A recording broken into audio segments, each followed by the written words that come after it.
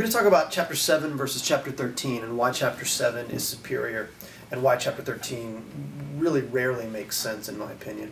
Chapter 7 is an immediate discharge of all of your unsecured debts. As we discussed in the video about secured versus unsecured debt, your secured debt is also discharged as to you personally, even though the collateral is still at risk if you don't pay on the debt.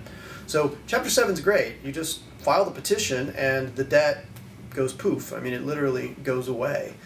Chapter 13 is less advantageous to the debtor because you have to get on a payment plan for 5 years, and then any debt that's not paid at the end of 5 years is discharged.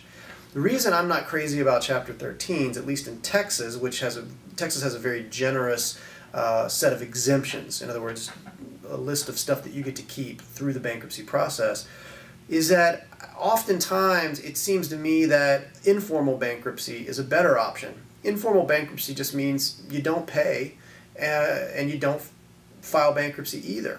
And what happens then, if you can't pay, is that creditors will start calling you, and the phone will ring and it stresses a lot of people out, but oftentimes that's as far as it goes. The creditor can file a lawsuit and try and get a judgment, which is just a piece of paper signed by a judge saying that you owe the money. So there's nothing really new there, but that judgment can be used by a creditor to go take property of yours that's not exempt. So exempt property, your house, your cars, you check your state to make sure that you know what's exempt in your state. But whatever's exempt in your state, they can't touch it, even if they have a judgment.